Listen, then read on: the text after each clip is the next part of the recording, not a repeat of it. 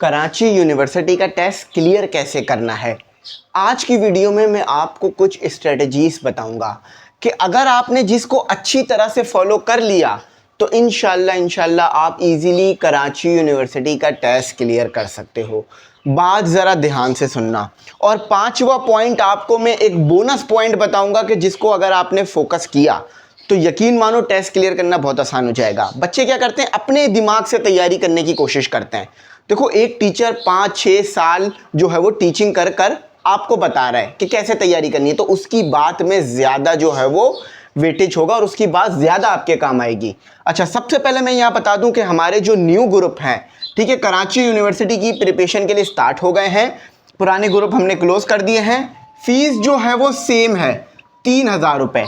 ठीक है, जैसे ही आप ऐड हो गए इन ग्रुप में, आपको तमाम मटेरियल मिलेगा जिसमें lecture, live class, mock test, जिससे आपको कराची यूनिवर्सिटी का टेस्ट क्लियर करने में बहुत मदद मिलेगी। तो नंबर ये आ रहा है, इसी पर फीस पे करो।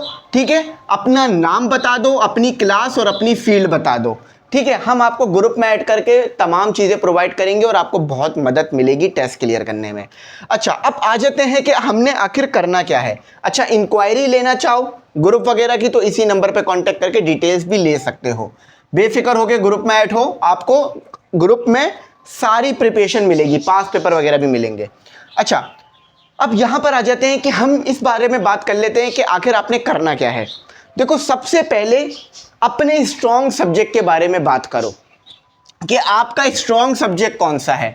देखो, केयू का टेस्ट बिल्कुल कोई हलवा टेस्ट नहीं होता। आपसे वहां पर यह नहीं पूछा जाएगा कि F=ma, ये फॉर्मूला किसने दिया था। इस तरह के सवाल नहीं आते हैं। सवाल थोड़े बेहतर होते हैं, न्यूमेरिकल टाइप होते हैं, कैलकुलेटर भी अलाउ नहीं होता। तो और मैं भी कराची यूनिवर्सिटी का टेस्ट दे चुका हूं और अल्हम्दुलिल्लाह मैंने टेस्ट क्लियर किया था कराची यूनिवर्सिटी का। ठीक है, अच्छा, सबसे पहले अपने स्ट्रॉन्ग सब्जेक्ट के बारे में बात करो कि यार आपके स्ट्रॉन्ग सब्जेक्ट कैसे हैं, कौन से हैं। और कोई मुश्किल नहीं है उसको आप पता लगाना। आप अपने दिमाग से भी पूछ सकते हो कि यार मुझे कौन से सब्जेक्ट में ज़्यादा अच्छी बात समझ आती है, मैं किस में ज़्यादा स्ट्रॉन्ग हूँ। पहला तरीका तो ये हो गया। दूसरा तरीका, आपके पास आपकी फर्स्ट ईयर सेकंड ईयर की मार्कशीट है, उस पर देख लो कि ये मेरे स्ट्रॉन्ग सब्जेक्ट है। तो यहां आपने अपने स्ट्रॉन्ग सब्जेक्ट लिख लिए, यहां पर आपने अपने वीक लिख लिए। अच्छा, जैसे कि स्ट्रॉन्ग सब्जेक्ट में अमूमन बच्चों का आ जाता है फिजिक्स, ठीक है, इंग्लिश भी थोड़ा बहुत स्ट्रॉन्ग में ही आ रहा होता है। और उसके अलावा आ गया, बहुत ही कम बच्चे होंगे जिनका केमिस्ट्री या मैथ होगा। ठीक है, केमिस्ट्री या मैथ। अच्छा, ये आपके स्ट्रॉन्ग सब्जेक्ट हो गए।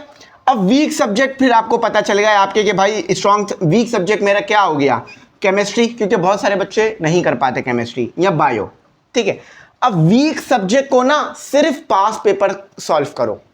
वीक सब्जेक्ट के क्या करो, जस्ट पास पेपर सॉल्व करो। और स्ट्रॉन्ग सब्जेक्ट्स के क्या है, चैप्टर्स पढ़कर एमसीक्यू सॉल्व कर लो। देखो, आपके पास ना टोटल 100 नंबर हैं। 20 नंबर आपके पास हो गए फिजिक्स के, मैथ के हो गए आपके पास 20 नंबर, अगर मैथ नहीं है तो फिर बायो होगी।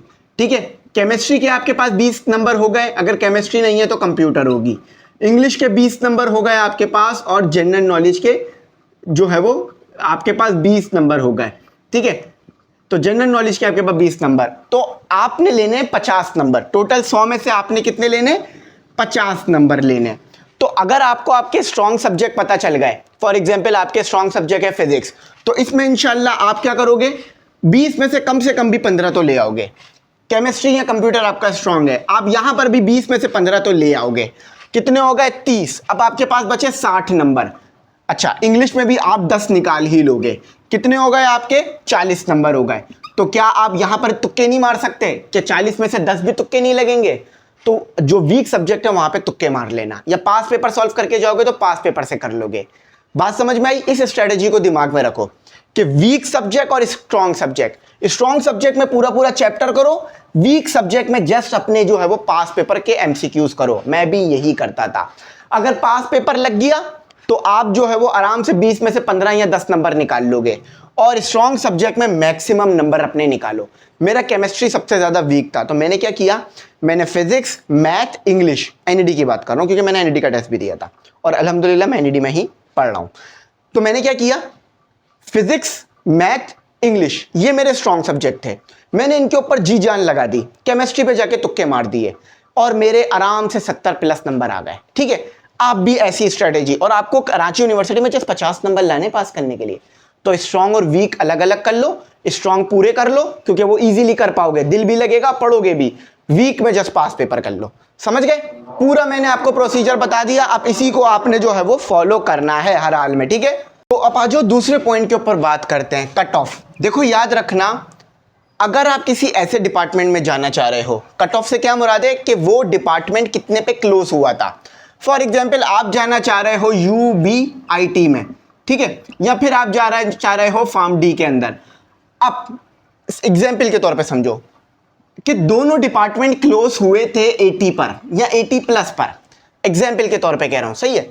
अगर आपकी परसेंटेज 60 है तो फिर ये बात आप अपने दिमाग से निकाल दो कि आपका UBIT या फार्मेसी में होगा, ठीक है। मैं इसलिए नहीं कह रहा कि आप लोग डिसाइड हो जाओ, मैं इसलिए कह रहा हूं कि अपनी परसेंटेज के मुताबिक डिपार्टमेंट को चुनो, और अगर नहीं उस डिपार्टमेंट में जाना चाह रहे जो मिल रहा है तो इंप्रूवमेंट कर लो, वरना टाइम वेस्ट ना करो। बहुत सारे बच्चे क्या करते हैं, मुझे मैसेज करते हैं कि सर मेरी 55 है, क्या मुझे UBIT मिल जाएगा? तो पॉसिबल नहीं होता। हाँ, इवनिंग मॉर्निंग का चक्कर होता है, वो मैं आपको बता दूंगा। तो जिस भी डिपार्टमेंट में जाना चाह रहे हो, पहले उस डिपार्टमेंट की कट ऑफ परसेंटेज देख लो ताकि एडमिशन में आसानी हो और तैयारी करने में आसानी हो। वरना ऐसा ना हो कि आप तैयारी तो 100% करके चले जाओ लेकिन पास भी कर जाओ, लेकिन फिर आपकी परसेंटेज कम होने की वजह से आपको डिपार्टमेंट ना मिले। हाँ, कराची यूनिवर्सिटी जाना है तो फिर तो किसी भी डिपार्टमेंट की तैयारी करो, लेकिन अगर किसी खास डिपार्टमेंट में जाना है तो उसकी क्लोजिंग जरूर देख लेना। वो मैं आपको इंस्टा, टिकटॉक, फेसबुक सब जगह बताता हूँ, यूट्यूब। तो आप लिख लो इंस्टा पे जाके एमी इंग्लिश सेंटर, टिकटॉक पे जाके एमी इंग्लिश सेंटर, फेसबुक पे जाके Amy English centre. Proper channel है वहां पर हमारे, मतलब प्रॉपर पेजेस हैं, आपको पता चलता रहेगा, ठीक है। अच्छा, पास पेपर। देखो पास पेपर ना जादुई पेपर होते हैं, ये मैजिकल पेपर होते हैं। क्यों? क्योंकि पास पेपर जो पीछे आ चुके हैं तो उसी टाइप के MCQs आगे भी पूछे जाते हैं। फॉर एग्जाम्पल एक लेवल सेट हो गया MCQs का पास पेपर में कि मॉडरेट, ना बहुत ज्यादा हार्ड MCQs पूछ रहे हैं ना बहुत आसान, मॉडरेट MCQs पूछ रहे हैं। तो मॉडरेट MCQs की तैयारी करो। आपके पास जो मुख्तलिफ बुक्स आती है ना MCQs की, उनमें MCQs एक खास पैटर्न में दिए हुए होते हैं, या तो बहुत हार्ड दिए हुए होते हैं, या तो बहुत आसान, या तो मॉडरेट। तो आप कोशिश करो कि पास पेपर देखो और उसे सॉल्व करो। 1 साल का पास पेपर उठा लो, कराची यूनिवर्सिटी की वेबसाइट पे भी मिल जाएगा, ठीक है। अगर आप उसमें 50-60 नंबर ले पा रहे हो तो यानी आपकी तैयारी सही ट्रैक पे जा रही है। अगर आप वो पास नहीं कर पा रहे तो इसका मतलब है सही ट्रैक नहीं है। और हम जो MCQs टेस्ट दे रहे हैं ग्रुप में वो करो, ठीक है। हर रोज टेस्ट आता है, वीकली टेस्ट होते हैं, ग्रैंड टेस्ट होते हैं। तो जो टेस्ट हम आपको दे रहे हैं ग्रुप्स में, जो हमारे पेड ग्रुप हैं, उनको आप देखो, वो टेस्ट दो। उससे अगर आपके नंबर आ रहे हैं 20 में से 30, 10 आ रहे हैं, 15 आ रहे हैं 20 में से, तो यानी तैयारी अच्छी चल रही है, ठीक है। इंप्रूव करो। अच्छा, एमी इंग्लिश सेंटर आपको पूरी तैयारी कर रहा है। मैंने शुरू में आप लोगों को बता दिया कि भाई ग्रुप में ज़रूर ऐड हो जाओ। इस ग्रुप में क्या क्या मिल रहा है? MCQs books, lectures, live session, test, किस डिपार्टमेंट में क्या क्लोजिंग है, कराची यूनिवर्सिटी की तैयारी करनी कैसे है, कराची यूनिवर्सिटी के फॉर्म कब आएंगे, फॉर्म कैसे फिल करना है, मॉक टेस्ट, ग्रैंड टेस्ट, मुकम्मल तैयारी, गाइडलाइन, प्रिपरेशन, सब कुछ घर बैठ के कर रहे हो आप लोग, ठीक है। अच्छा, अब प्लस पॉइंट जो मैं आपको बताने जा रहा हूं वो ये है कि देखो कराची यूनिवर्सिटी में ना बहुत सारे डिपार्टमेंट है, ठीक है, बहुत सारे डिपार्टमेंट है। तो कोशिश ये करो कि उन डिपार्टमेंट में जाने की कोशिश करो जो कि आपके पास टेस्ट बेस है। टेस्ट बेस UBIT, फार्मेसी है, बहुत अच्छे डिपार्टमेंट है, तो इनमें जाने की कोशिश करो।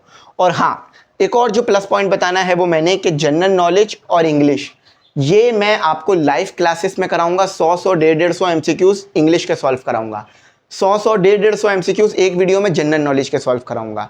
तो आप लोग ग्रुप में ऐड हो जाओ, ठीक है। तो वहां आपको ये चीज़ें मिलती रहेंगी, तो आपकी तैयारी होती रहेगी।